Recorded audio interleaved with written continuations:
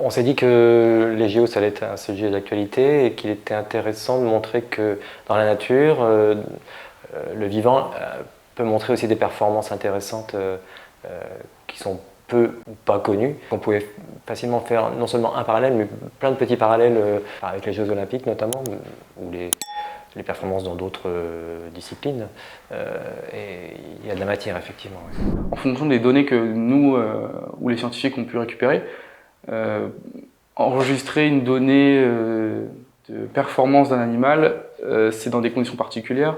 C'est-à-dire que un guépard peut être enregistré à une telle vitesse et en fait c'est pas forcément le plus rapide de son espèce ni forcément représentatif de son espèce, et aussi dans des conditions de laboratoire qui sont pas forcément les bonnes, enfin pas les bonnes mais je veux dire adaptées au milieu naturel, parce que c'est compliqué de les mesurer dans le milieu naturel. Donc notamment pour la force, c'est quelque chose qui était compliqué à quantifier, puisqu'il est compliqué de demander par exemple à un gorille de soulever des haltères pour savoir exactement quel est le maximum qu'il peut soulever. Voilà. On a pris les données chiffrées qu'on a récupérées sont des données qu'on sort d'articles scientifiques, donc en principe tout est vérifié, vérifiable. Mais voilà, c'est jamais, ça va jamais être la donnée ultime. Les records auxquels on ne pense pas forcément d'emblée, il y en a certains qui sont connus, hein, je pense au guépard, 110 km/h, 120, ça c'est assez connu. Mais il y a d'autres performances qui sont moins connues et qui sont tout à fait remarquables.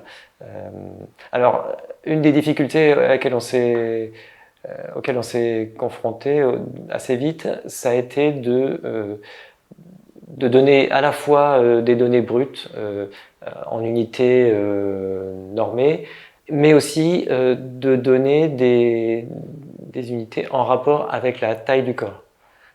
Une puce qui va faire un bond de 30 cm, ça semble pas énorme, et pourtant ça représente 150 fois son corps. Les sauts de puce, etc., par rapport à la taille de leur corps, le ratio il est énorme, et c'est aussi la question qu'on se pose dans l'expo, on essaie de remettre un peu en perspective par rapport à la taille de l'animal, la taille de son corps, et à quel point c'est impressionnant par rapport à sa morphologie. Ah, bien sûr, oui, on a des réserves dans lesquelles sont stockés les spécimens pour essayer de faire en sorte que la conservation soit la meilleure possible, avec un climat, une régulation de la température, de l'humidité, de la lumière, etc., la meilleure possible. Et quand on sort les spécimens, on les met en exposition et forcément ils vont un peu souffrir, donc on essaie de les sortir le moins possible ou de faire une rotation.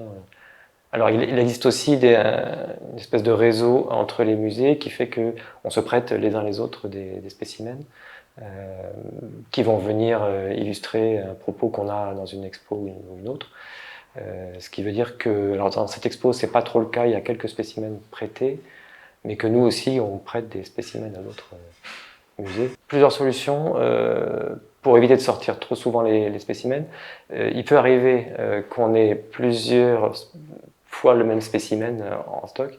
Du coup, on fait des rotations au sein d'une même espèce. Ou alors, on peut s'en faire prêter par un autre musée pour ne pas avoir à trop sortir les nôtres.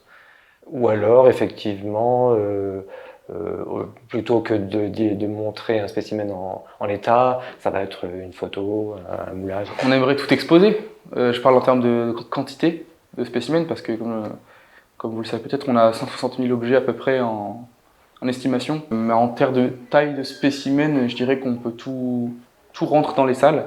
La grande question pour nous, c'est surtout dans quelles conditions on peut les garder dans le meilleur état. Donc, par exemple, la serre qui est juste à côté, on ne peut pas se permettre de mettre des spécimens parce que les conditions d'humidité et de température font que c'est pas possible. Mais on a d'autres spécimens beaucoup plus imposants que ça. On a des ours polaires, etc.,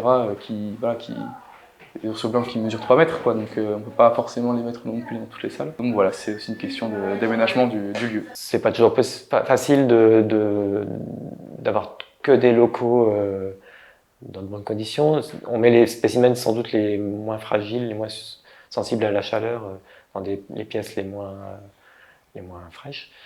Mais on a quand même des salles en sous-sol qui résistent bien aux températures élevées qu'on peut avoir actuellement.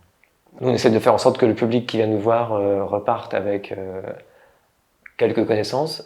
Après, ça passe par des tas de médias, du numérique, du texte, des images, de la vidéo, de l'atelier, de la conférence, enfin, tout ce qu'on peut trouver, du jeu, du ludique, enfin, voilà, tout est bon à prendre pour faire passer des savoirs.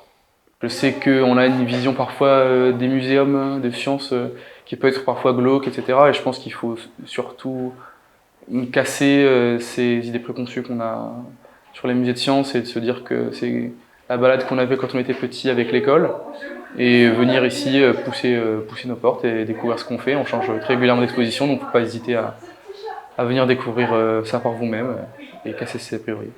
Voilà.